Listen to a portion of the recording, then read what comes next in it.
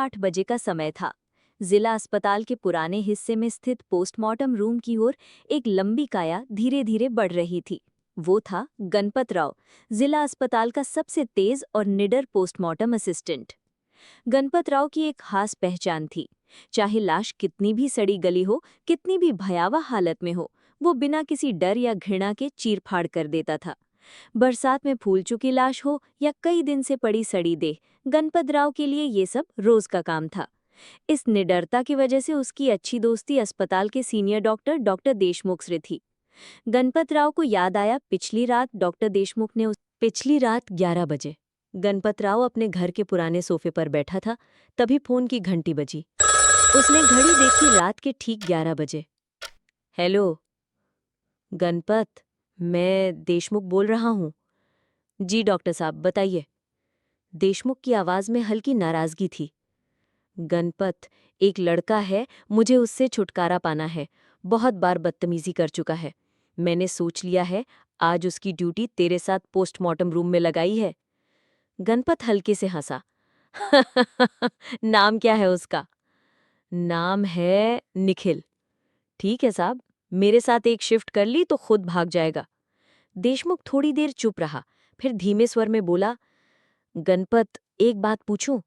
तू इतने सालों से पोस्टमार्टम कर रहा है, क्या तू भूत प्रेत पर यकीन करता है? डॉक्टर साहब, ये सब बस कहानियां हैं। भूत प्रेत। वर्तमान पोस्टमार्टम रूम के बाहर गणपतराव ने पुराने लोहे के दरवाजे को धक्का दिया।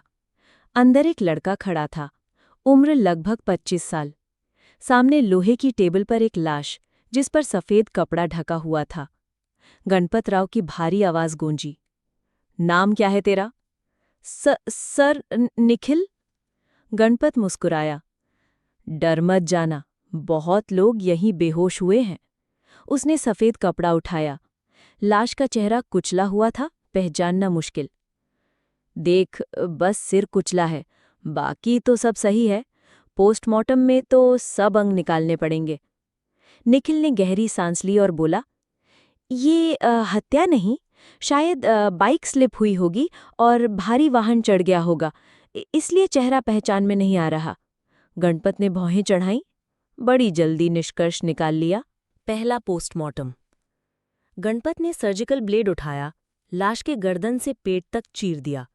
खून की गंध कमरे में फैल गई। निखिल बस खामोश खड़ा देखता रहा। गणपत ने कहा, आत्मा वात्मा सब बकवास है, लाश को दर्द नहीं होता।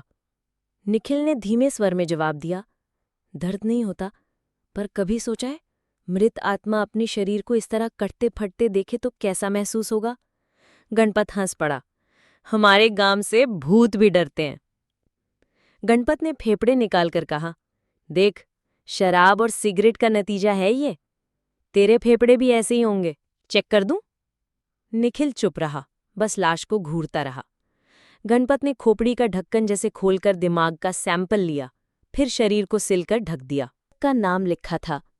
गणपत ने नाम पढ़ा और उसके हाथ से पैड गिर गया। चेहरा सफेद पड़ गया। धीरे धीरे उसने सफेद कपड़ा हटाया और वहां गणपत राव की खुद की लाश पड़ी थी। चेहरे पर वही चोट के निशान, वही कपड़े। गणपत के कदम पीछे हट गए। उसका दिल जोर जोर से धड़कने लगा। निखिल धीरे धीरे उसकी तरफ आया और बोला, डर गए? आप तो कहते थे भूत नहीं होते। गणपत ने अपने हाथों को देखा, वे कांप रहे थे। कमरे की हवा भारी हो गई थी। निखिल ने फुसफुसाकर कहा, कल रात अस्पताल से लौटते वक्त सड़क पार करते हुए ट्रक ने आपको टक्कर मारी थी। आप मौके पर ही मर गए थे। गणपत ने अविश्वास में कहा, ये मजाक है। तभी कमरे का दरवाजा खुला और डॉक्टर देशमुख और वार्ड बॉय अंदर आए। देशमुख ने कहा, बेचारा गणपत रात में एक्सीडेंट में चला गया, लाश अभी अभी आई है। वार्ड बॉय ने आश्चर्य से पूछा, लेकिन सर, ये तो वही गणपत है जो आपके साथ खड़ा है। देशमुख ने निखिल की ओर देखा और बोला, ये है निखिल, और इसमें एक खासियत है, ये मृत आत्माओं से बात कर सकता है। निखिल ने धीमे से मुस्कुराकर गणपत की ओर देखा, आपकी ड्यूटी पूरी हो गई गणपत राव, अब घर जाने का वक्त है। अंतिम दृश्य। खिड़की से ठंडी हवा आई। गणपत ने पीछे मुड़कर देखा।